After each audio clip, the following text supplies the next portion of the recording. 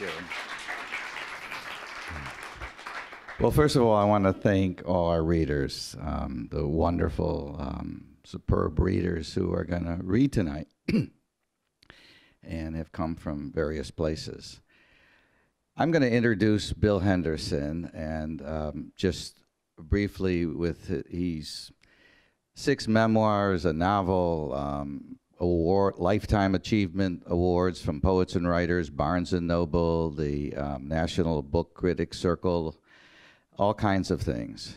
But I really want to address the Pushcart Prize, and especially this new one, this new edition, for number 42.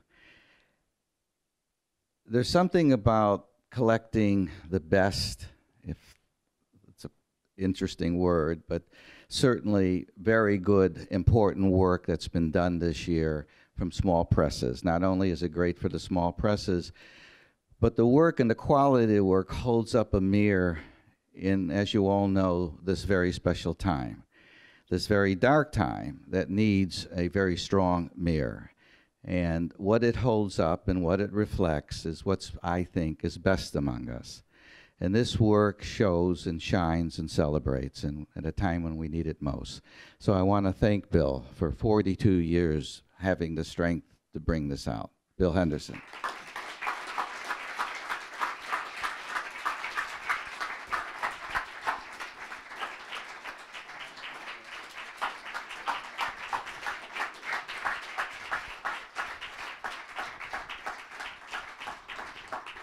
Thank you, my friend of many, many years.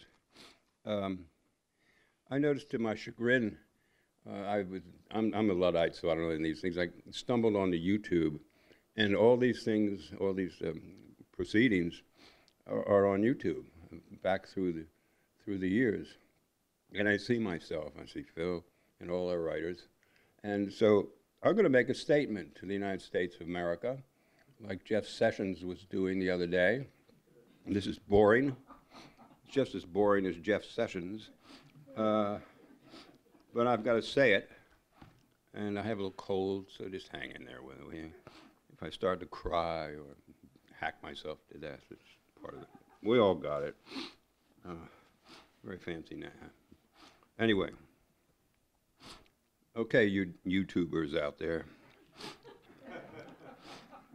I think all of us can agree that this past year has been a terrible year for writers who value the truth. From the very top, the written word has been denigrated. I would like to suggest that small press writers are now even more important than ever. In this age of chameleons, yahoos, and demagogues, our small press writers keep great literature alive and make the word as true as possible. As Raymond Carver once said, small presses are the backbone of our national literature. In this light, I hope you will realize that we are all, particularly the Pushcart Prize, in a unique kind of danger. Small presses maintain our integrity and oppose those who would turn our minds into mush. Accolades for Pushcart continued into our 43rd year. Kirkus Review's Advance commented this year, Pushcart Prize volumes are an invaluable record of what's been happening in America's more or less official literary culture. And just a few days ago, Publishers Weekly chimed in, calling the book an illustrious array of writers who value the written word. I believe that this says more than I ever could about how much the prize means to our writers and small press editors, the people who keep the faith against all odds and often mind-numbing conditions, be they political, corporate, or academic. End of statement, YouTube. Now we forget the propaganda. Just a little idea of what's going on here. It has nothing to do with me, by the way. I'm just a secretary, so forget all this. We get 8,000 nominations every year from hundreds of presses. And we have 200 staff contributing editors. I don't know how I pay them. In fact, I don't. There's one of them right there. As I say, I'm the secretary and occasionally the cheerleader. So this victory of 42 years, and we're still standing, belongs literally to the thousands of writers and small presses out there, to their spirit. It's a victory of spirit not a person. Many people to thank tonight: Phil, Monica, Writer's Studio, our illustrious readers, Chai, Chase, Grace, and Jim, our visiting dignitaries. John Baker from Publishers Weekly is over there. He's been in Publishers Weekly for 30 years, and more than any other person in this whole world, John made the Pushcart Prize, kept us going. Starred reviews, the whole schmear. Danny Dolgen and Lorraine Gardner are here. Where is Danny? Oh, there he is. He's our lawyer. He costs a fortune, but he's worth it. No, he's pro bono all the way. And he was my student when I just got out of college. I was 23 and Danny was, 13? And he was my student, so we got together later on, and we've been close friends ever since. If I missed you, Bob Seidman's over there, high school, 1959, Lower Merion High School outside of Philadelphia, my friend for many, many years. Who did I miss? Who's disappointed? Just raise your hand. All right. And thanks finally to Lily. I hope she'd be here. Lily's my daughter. She's going to have twin boys, identical twin boys, in a couple of months. I'm wearing her hat. She wore this when she was playing baseball out in Long Island, and she caught a long fly ball, impossible to catch. And I've never forgotten him. Oh, there's Paul Bresnick. He was there, too, and Susan Duff. And they were there probably. They saw her catch this impossible fly ball. This is the hat she was wearing. And now she's 34 years old, and she's having twin boys. And I'm going to be a grandpappy. So she sends her best.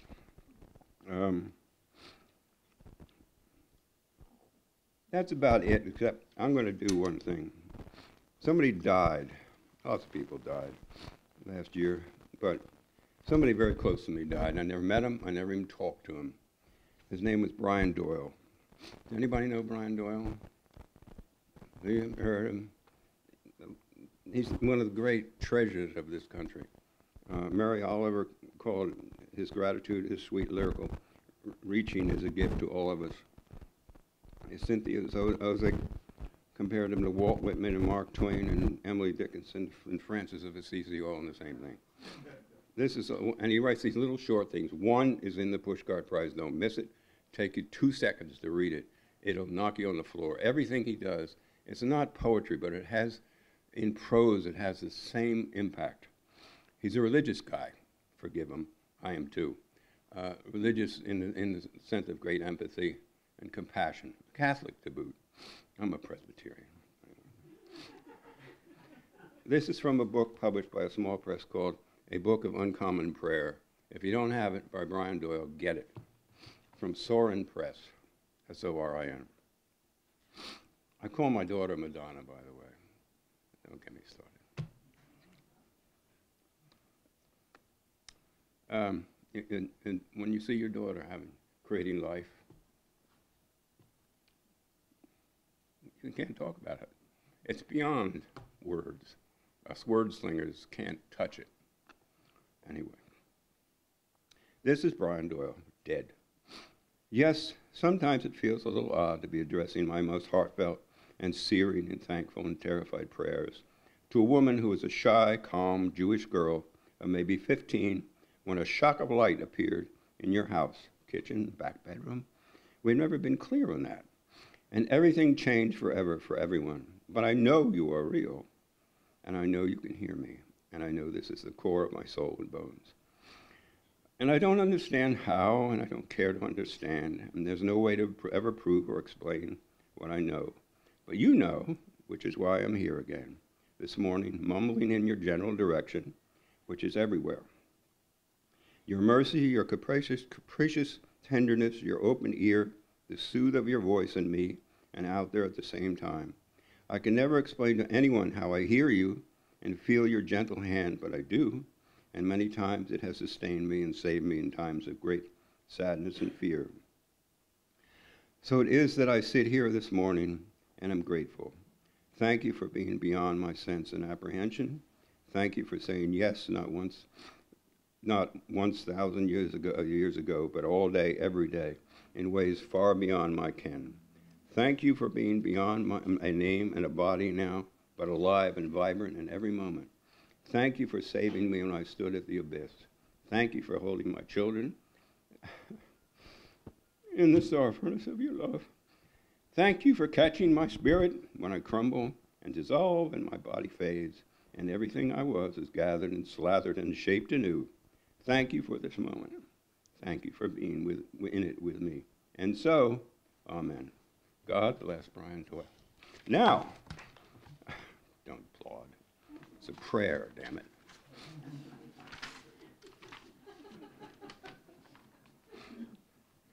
Where's Chai? Oh. Chai Chakrabarti, you got it? Is a writer of, he's in the new book, new PP. Is a writer of fiction and poetry. His short fiction has been anthologized in the O. Henry Prize Stories, the Best American Short Stories, and Pushcart Prize 17. I can't read Roman numerals. It's XLII, right? His poetry has been published in Hayden's Ferry Review, Barrow Street, and other journals. Chai was an emerging writers fellow with a public space in 2015, a great magazine, and received his MFA from Brooklyn College. He lives in Brooklyn with his family. Chai, it's all yours, man.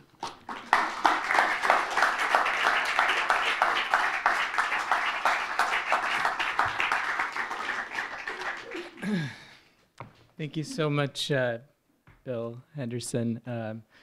Thank you to everybody who puts together this wonderful anthology, and to everybody at the Writer's Studio who made this event happen, and to a public space where this story originally appeared. So I'm going to read from the story. It's called A Small Sacrifice for an Enormous Happiness. And I'll just read from the beginning, so hopefully it will all make sense. From his balcony, Nikhil waited and watched the street as hyacinth braiders tied floral knots, rum sellers hauled bags of ice, and the row of elderly typists, who'd seemed elderly to him since he'd been a boy, struck the last notes of their daily work. Beside him on the balcony, his servant Kanu plucked at the hair that grew from his ears. "Keep a lookout for Babu," Nikhil shouted to Kanu. "I'll check on the tea." Kanu was so old he could neither see nor hear well, but he still accepted each responsibility with enthusiasm. The tea was ready, as were the sweets, the whole conical pile of them, the base layer of pistachio mounds, the center almond bars that Nikhil had rolled by hand himself, and on the top 3 lychees from the garden, so precariously balanced a single misstep would have upset their delectable geometry. When he returned to the balcony, he saw Sharma walking up the cobbled lane, his oiled hair shining in the late afternoon light. The typist greeted him with a verse from a Bollywood number. Sharma's boxer's jaw and darling eyes reminded the typists of an emerging movie star, and Sharma shook his head and laughed. Kanu limped downstairs to let Sharma in, and Nikhil waited in the living room while the two of them made their way up. "And what is the special occasion?" Sharma said, eyeing the pile of confections with a boyish grin. Nikhil refused to say. He allowed Sharma to have his fill, watching with satisfaction as his fingers became honey-glazed from the offering. Afterward, when they lay on the great divan, hand-carved and older than his mother's ghost, Nikhil breathed deeply to calm his heart. He feared the words would be eaten in his chest, but he'd been planning to tell Sharma for days, and there was no going back now. As evening settled, the air between them became heavy with the sweetness of secrecy. But secrecy had a short wick. "My dearest, fairest boy," he said, "I want our love to increase." Sharma raised his eyebrows, those lines thickly drawn, nearly fused. Who better than Sharma to know Nikhil's heart? Who but Sharma to take it all in stride? "I desire to have a child with you," Nikhil said. Nikhil had trouble reading Sharma's expression in the waning light, so he repeated himself. His fingers were shaking, but he took Sharma's hand anyway, gave it a squeeze. "I heard you the first time," Sharma said. A rare cool wind had prompted Nikhil to turn off the ceiling fan, and now he could hear the rum sellers on the street enunciating prices in sing-song Urdu. He touched Sharma's face, traced the line of his jaw, unsure still of how his lover had received his news.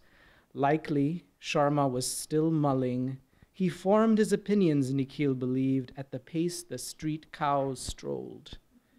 Nikhil waited out the silence as long as he could. "Listen," he finally said, "the country is changing." "A child diapered by two men," said Sharma. "Your country is changing faster than my country is changing. What about the boys from Kerala?" They had learned about a school teacher and a postal clerk who'd secretly made a life together. Unfashionably attired and chubby-cheeked, they seemed too dull for the news.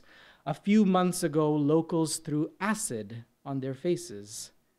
Even in the black and white of the photographs, their scars along the jaw, the nose, the better half of a cheek. 10 years since man had landed on the moon, and still, "We are not boys from Kerala. We are protected." No ruse better than a woman in the home, Nikhil had argued over a year ago, and eventually Sharma had agreed to a marriage of convenience. Kanu, who had loved Nikhil through his childhood and even through his years of chasing prostitutes, had arranged for a village woman who knew about the two men's relationship but would never tell. Nikhil rummaged through his almirah and returned with a gift in his hands. "You close your eyes now." "Oh, Nikhil." But Sharma closed his eyes, accustomed now perhaps to receiving precious things. Around Sharma's neck, Nikhil tied his dead mother's necklace. It had been dipped in 24 carats of gold by master artisans of Agra. Miniature busts of Queen Victoria decorated its circumference, a piece for the museums, a jeweler had once explained, but Nikhil wanted Sharma to have it. That morning, when he'd visited the family vault to retrieve it, he'd startled himself at the enormity of what he was giving away. But what better time than now, as they were about to begin a family? "Promise you'll dream about a child with me. It is beautiful, and I will wear it every day, even though people will wonder, what is that under my shirt? Let them wonder. You are entirely mad. Mad is what you are." Nikhil was pulled back to the divan. Sharma, lifting Nikhil's shirt, placed a molasses square on his belly, teasing a trail of sweetness with his tongue. Nikhil closed his eyes and allowed himself to be enjoyed. Down below, the rum sellers negotiated, the prices of bottles fluctuating wildly. Afterward, they retired to the roof. Their chadors cut off the cold, but Nikhil still shivered. When Sharma asked what the matter was, Nikhil kissed the spot where his eyebrows met. There was another old roof across the street where grandmothers were known to gossip and eavesdrop, but he did not care. Let them hear, he thought. Let them feel this wind of enormous change. The next morning, while Sharma washed, Nikhil said, "I want you to toss the idea to your wife. Get Tripti used to the matter." Sharma dried himself so quickly he left behind footprints on the bathroom's marble floor. "Toss the idea to my wife. Get her used to the matter," Sharma said, before he changed into his working clothes, leaving Nikhil to brood alone. Tripti would have few issues with the arrangement of a child, Nikhil believed. After all, at the time of her marriage to Sharma, her family was mired in bankruptcy. Her father had left them nothing but a reputation for drink and dishonesty, and she herself, insofar as he recalled from his sole meeting with her at the wedding, was a dour, spiritless creature who deserved little of the bounty that had been provided her. What little else he knew was from Kanu's reports. Extremely pliable, Kanu had first said. Then, closer to the wedding, a little stubborn about the choice of sweets. She wants village kind. On that note, Nikhil had wilted. Let her have her desserts, he'd said. The wedding paid for and the matter removed from mind. The next few days, when Sharma was away at the village and at the foundry, Nikhil paced around the house, overcome by the idea of a child. He'd always dreamed of becoming a father, but had never believed it would be his due until this year's monsoon, when, in the middle of a deluge, his 42-year-old sister had given birth to a girl. The rain had been so fierce, no ambulance could ferry them to the hospital, so the elderly women of the family assumed the duties of midwifery and delivered the child themselves. The first moment he saw his niece, he nearly believed in God, and strangely in his own ability, his right to produce so perfect a thing. He couldn't bring Sharma to his sister's house to meet his new niece, so the next week he'd spent their Thursday together sharing photos. If Sharma experienced the same lightness of being, he didn't let show. All Sharma said was, "Quite a healthy baby she is." It was true. She'd been born 9 pounds, 2 ounces. The family had purchased a cow so that fresh milk would always be available. Nikhil convinced himself that Sharma had opened his heart to the idea of fathering, but the exuberance of this conclusion led to certain practical questions. Sharma's wife would be the carrier of the child, but where would the child live? In Sharma's house in the village? Or in Nikhil's house here in the city? If she lived in the village, which Nikhil admitted was the safer option, how would Nikhil father her? How would she receive a proper education? These questions consumed the hours. When he went to check on his tenants, he was distracted and unable to focus on their concerns. A leaky toilet, a broken window, the group of vagrants who'd squatted outside one of his properties, all these matters seemed trivial compared to his imagined child's needs. The next week, the afternoon before he would see Sharma again, he stepped into a clothing store on Rash Bihari Avenue to calm his mind. It was a shop he'd frequented to purchase silk kurtas for Sharma or paisley shirts for himself. He told the attendants he needed an exceptional outfit for his niece. They combed the shelves and found a white dress with a lacy pink bow. He imagined his daughter wearing it. From his dreaming, he was certain a girl would come out of their love. Srishti was what he'd named her. Srishti, enunciating like a princess. Srishti riding her bicycle up and down Kakulia Lane. Early on, they'd agreed Nikhil would avoid the foundry, but he was feeling so full of promise for Srishti that he did not deter himself from continuing down Rash Bihari Avenue toward Taliganj Fari, nor did he prevent himself from walking to the entrance of Mahesh Steel and asking for his friend. Sharma emerged from the uneven music of metalworking with a cigarette between his lips. His Apollonian features were smeared with grease. His hands were constricted by thick welding gloves, which excluded the possibility of even an accidental touch. When he saw Nikhil, Sharma scowled. "Sir," he said, "you'll have the parts tomorrow." Though he knew Sharma was treating him as a customer for good reason, the tone still stung. Nikhil whispered, "See what I've brought." He produced the perfect baby girl dress. "You have lost your soup," Sharma whispered back. Then, so everyone could hear, "Babu, you'll have the parts tomorrow, latest tomorrow." Nikhil tried again. "Do you see the collar, the sweet lace?" "You should go to your home now," Sharma said. "Tomorrow, I'll see you." But that Thursday, Sharma failed to visit. Nikhil and Kanu waited until 9:30 and then ate their meal together by lamplight. I'm going to stop there. Thank you.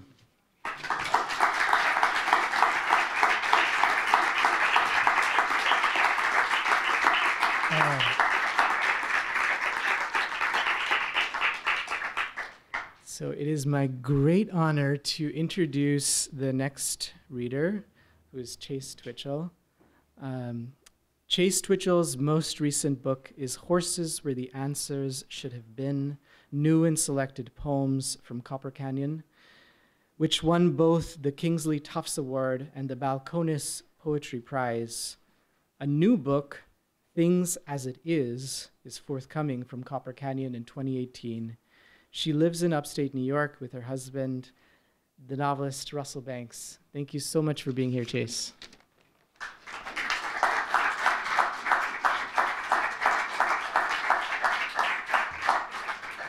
Thank you, and thank you for that reading. It's a great pleasure to be here. Thank you all for coming. And thank you, organizers of this event. I'm going to read from the new book, which is in 5 sections, and it's actually a strangely organized book. It's kind of like 5 chapbooks, each distinct unto itself. So I've chosen 2 poems from each section. I think of this as kind of a plate of hors d'oeuvres. The first 2, Bob Dylan figures in.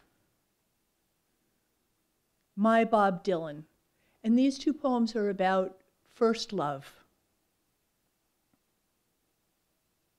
Back then, everybody knew the music. The brash, young, coarsely graded voice. The words that said, shut up and listen. August in the North Country. That's my Bob Dylan. The cold brook of first love. The sound of something passing. Rain on the tent. Rain hissing in the fire.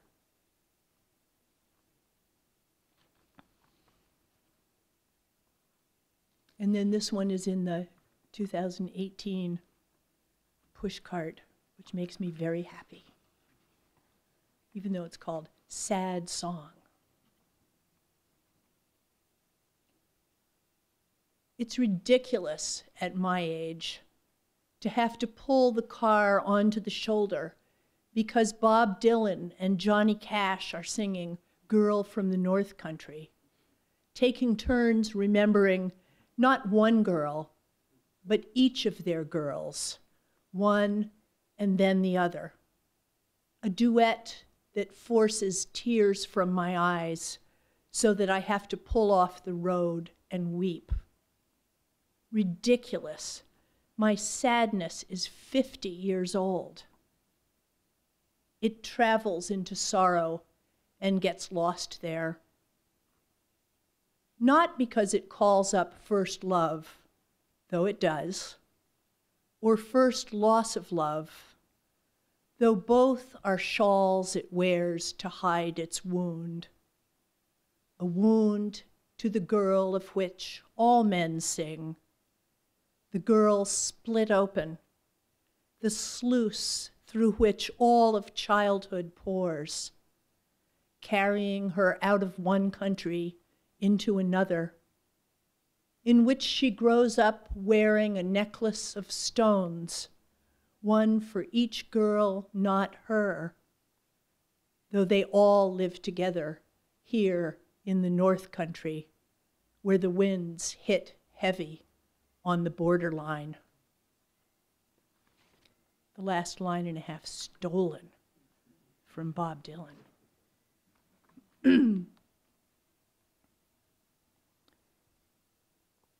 The second group of poems is about Earth Death.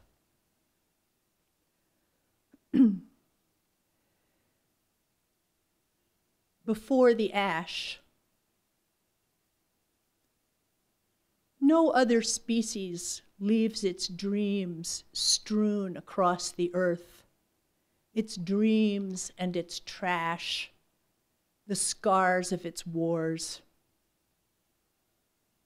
I know not with what weapons World War III will be fought, said Albert Einstein.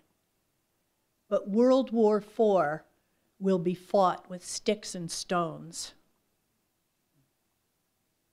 All the killing, centuries of it, Where will we bury all the bones? No need to worry. In the end, no one will be doing any burying. Let's go back and live in Pompeii, where olives burst from the trees and all the dogs are still alive. Before the ash, and with ignorance of the ash.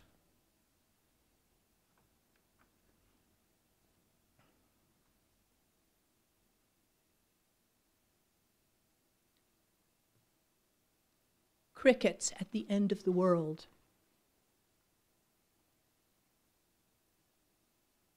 Right now it's crossover time. Grasshoppers still razzing the field as the crickets tune up. It always surprises me when someone confuses grasshoppers and crickets. They say the same words. Don't love us, we're going away. But crickets are smaller, more like bullets, harder to see, night insects, dark in the dark grass. The cricket's voice is more strident than that of the grasshopper. The words are the same, but their song knows it's about to end.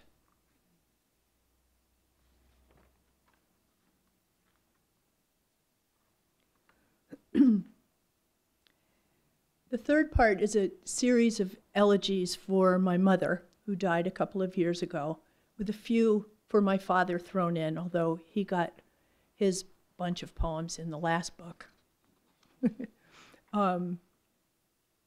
This is a slightly longer poem. Mom Looking Skinny, Bermuda, 1958. And the photograph it describes at the beginning is an actual photo in my childhood photo album, which Mom carefully assembled. And it's a picture that's always kind of haunted me and made me wonder what was really going on. Mom Looking Skinny, Bermuda, 1958.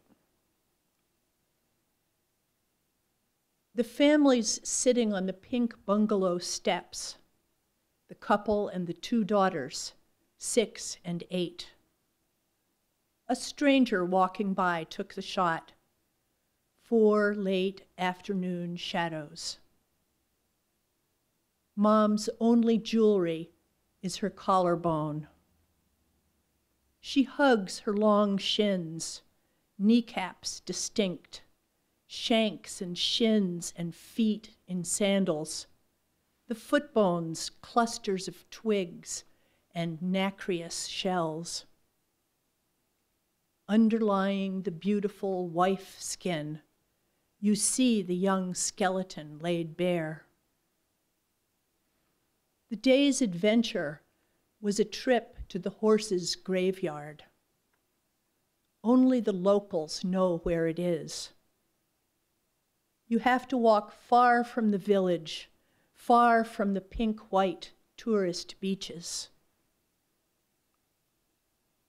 The sea has eaten out a narrow cove, coral pocked and piled up in porous chunks, so sharp that a mere brush across it raises pin lines of blood which rinse away and reform. All the whole skulls have been taken, but teeth are plentiful and vertebrae. Racks of bleached ribs emerge, picked clean by turkey vultures and crabs, blasted by sand. They bury the horses, then let the storms take them. Dismantling the bodies is the waves' work. The children gather teeth. They see the shock of a horse only half consumed by carrion eaters and the sea, snagged on rocks. Meat with bones emerging and the skull already gone, somewhere an empty head, and the tail washing back and forth in the shallows.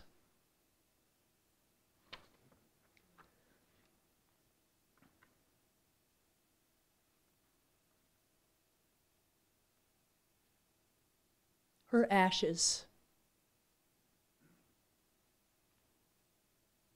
I touched them, her ashes, when we gathered by the Atlantic's cold, green-gray concussions to free her, handful by handful, from the form she had taken in the world. She was silky and gritty and purified. I had to rinse my hands of her ghost.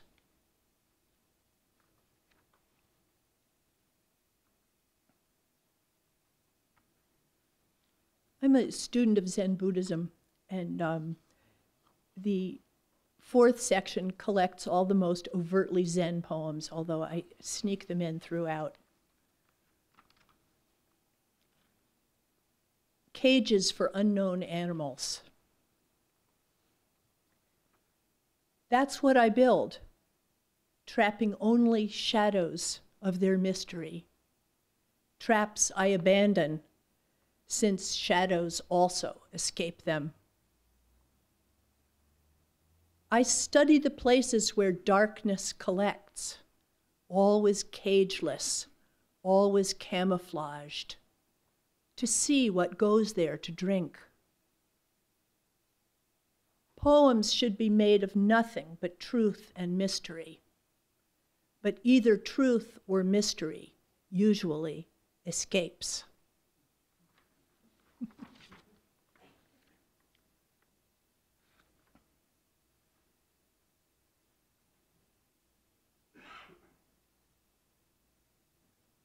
Roadkill. I want to see things as they are without me. Why? I don't know.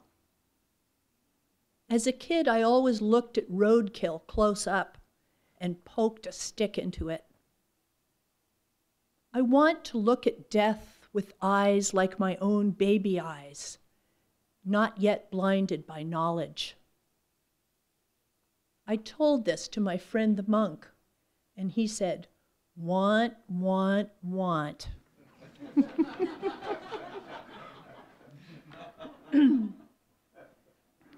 Now, I chose this one. This is from the final section, which I can't really put a tag on the way I can with the others.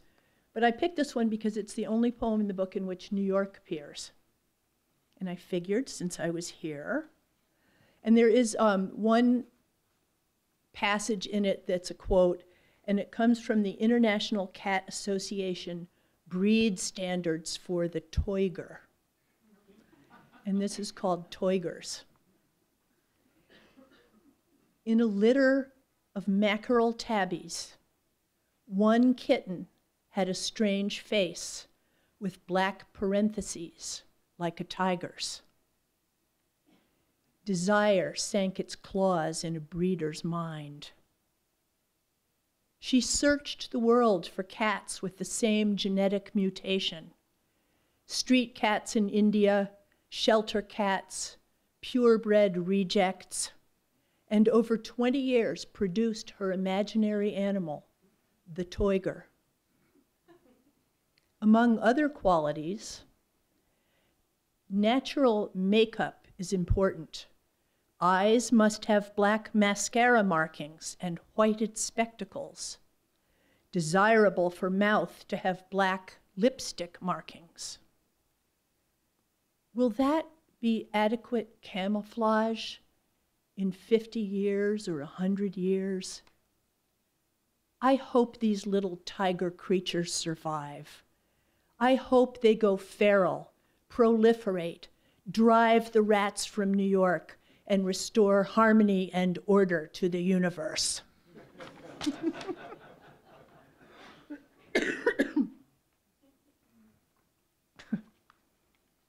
And I will end with this one. What's Wrong with Me? That's without a question mark. It appeared in a magazine with a question mark, which was very distressing. Because I'm telling you what's wrong with me, I'm not asking you. What's wrong with me? The end of the world is not what's wrong with me. Old age, illness, and death are not wrong. They just are. A stone says, wake up. Exactly this is all there is. Everything says it. A sick coyote crossing the field, poisoned, injured, rabid, old. The rest of the pack anxious, yipping and howling back and forth across the valley as dusk comes on. What's wrong with me is that I find their music beautiful. I dwell on it long after it stops. And in the silence afterward, I write down its words. Thank you.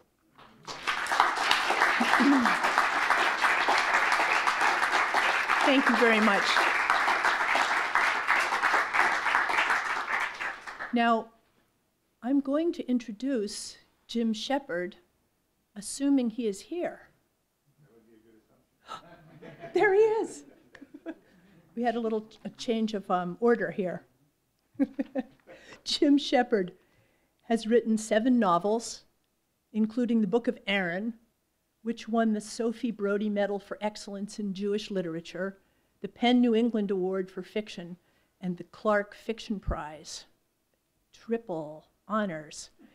And 5 short story collections, including Like You'd Understand Anyway, which has to be one of the great titles, a finalist for the National Book Award and Story Prize winner, and most recently, The World to Come.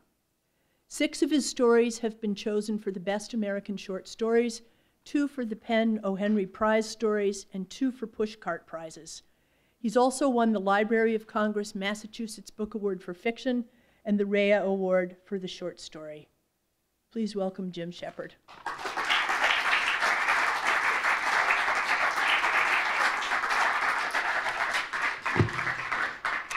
Thank you, Chase. Thank you, everybody who had a hand in organizing this nice thing.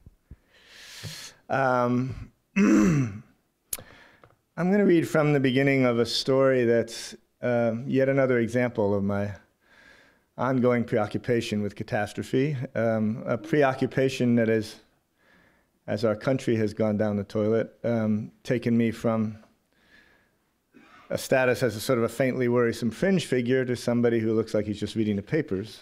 And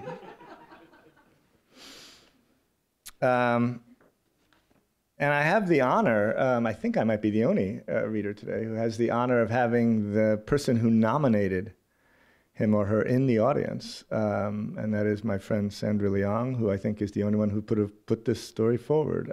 So if you find yourself bitterly disappointed by this, take it up with her, essentially.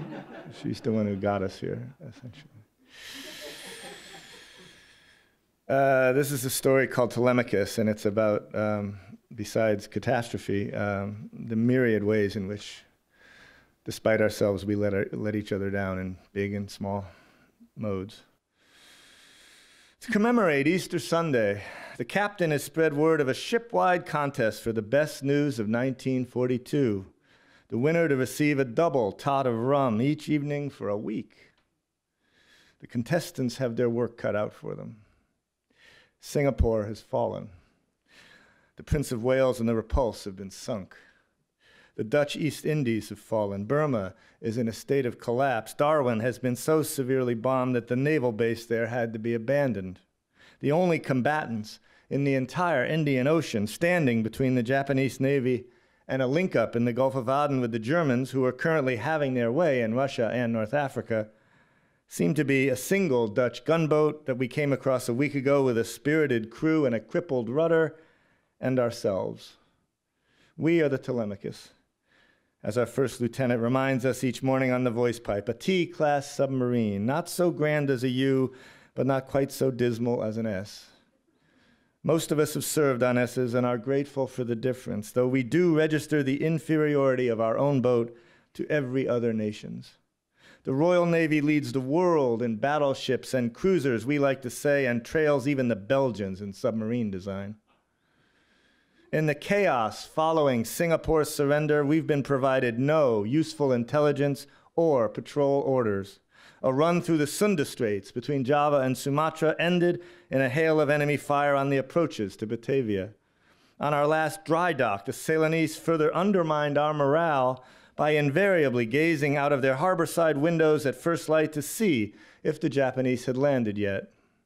We have no idea whether any subsequent ports will be available to us now that we have shipped back out to sea, nor if we will have access to more torpedoes once we have expended our store. Heads up there, boys, our captain joked to us, to those of us within earshot of his map table last night. Is there anything more exhilarating than carrying on alone out on the edge of a doomed world? Sounds like Fisher's childhood, sir, Mills responded, and everyone looked at me and laughed. They view me as a sorry figure even by the standards of their meager histories. As a boy, I was a horrid disappointment, pigeon-chested, gap-toothed, and as grandiose as I was untalented. The only activity for which I was any use at all was running, so I ran continually, though naturally not in competitions or road races, but just all about the countryside. Both in fair weather and foul, it brought me not a trace of schoolboy glory, although it did at times alleviate my fury at being so awful at everything else.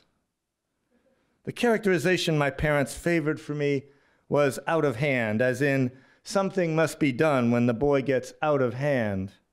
My stepfather inclined toward the strap, my mother the reproachful look.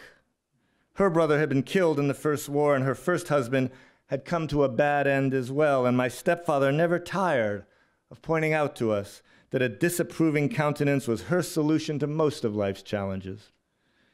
He said about me that by the time I was out of short pants and he was forced to introduce me at pubs or on the streets, his friends sympathized. My father had been presumed lost at sea on a bulk cargo ship that went missing between Indonesia and New South Wales. When I asked if he had loved me, my mother always replied that it hurt too much to recall such happiness in any detail. And when I required particulars of her nonetheless, she said only that he had been quick to laugh and that no man had possessed a greater capacity to forgive. And when I asked my aunts, they said they'd barely known the man. And when I asked if he had at least been pleased with me, they said they were sure that that had been the case, though they also remembered him not much liking children. My stepfather viewed my running as a method of avoiding achievement or honest labor, and marveled at my capacity for sloth. He pressed upon me engineering principles for boys and elementary statistics and all sorts of other impressive-looking volumes I refrained from opening. He asked if I was really so incurious about the world of men, and I reassured him that, in fact, I was very curious about that world, to which he responded that in such case, I must bear in mind that this world was also the sphere of industry. And I clarified that I meant the adventurous world of men, the arena of tropic seas and volcanic cataclysms and cannibal feasts and polar exploits. And he said that if I wanted to grow up a fool, I might as well join the Navy, which was precisely what I had already resolved to do. When he arrived aboard, Mills told everyone that he'd been one of those posh boys who'd gone to boarding school where at great expense he'd been provided rotten food and insufficient air and exercise, and therefore submarine duty oddly suited him. His father had been great with speculation until it had all gone smash and he had hanged himself.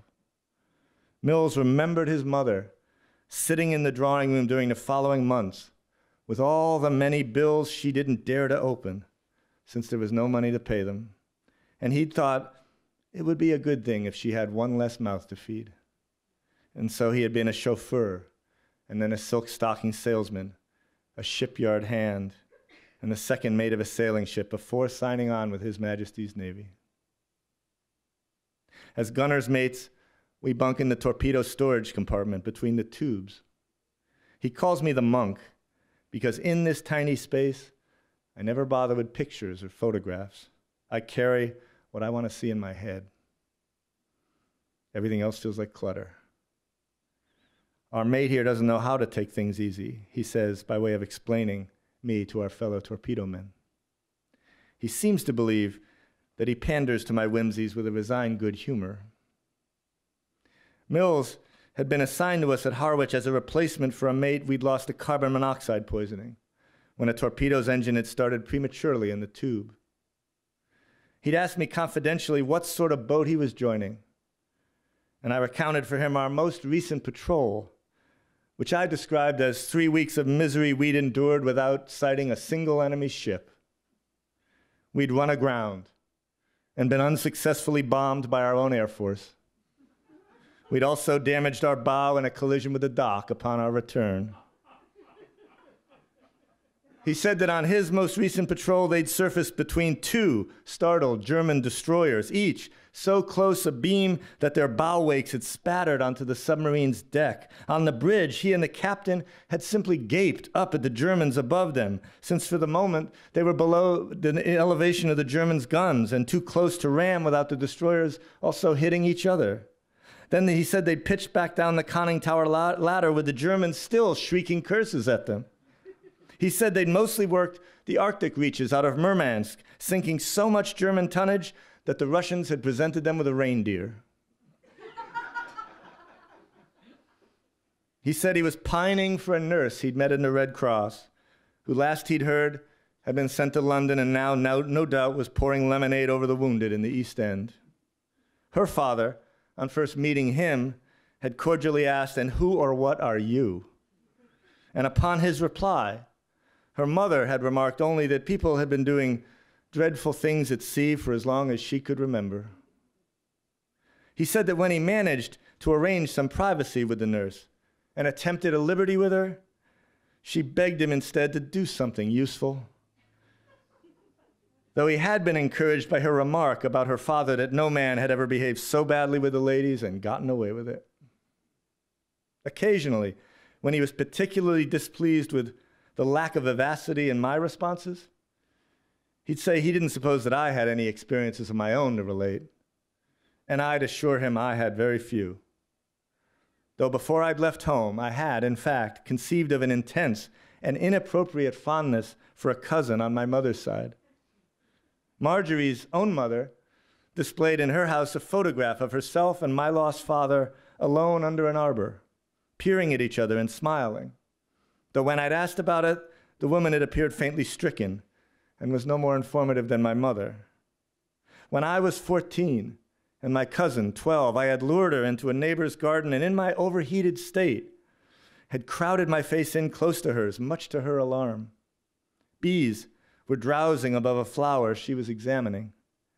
She then fixed her eyes on my mouth, and when I moved even closer, she backed farther away.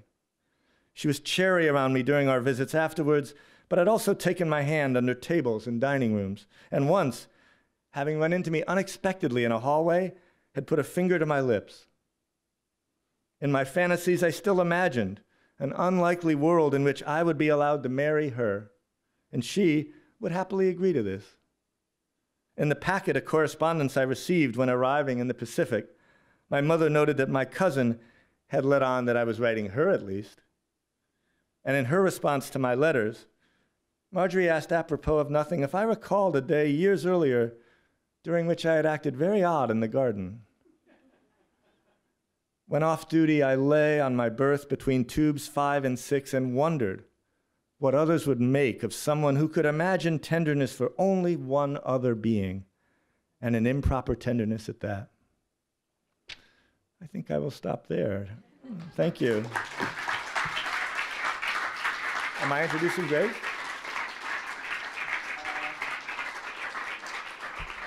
I'm supposed to be introducing Grace Schulman, who I don't think I should be introducing because she's not here, it sounds like. So I think it's only fair. Everybody should get, what, 12 of the $15 back, don't you think? Anyway, thank you all for coming, and I'm sure those of us who read would literally sign anything you put in front of us. So thank you again.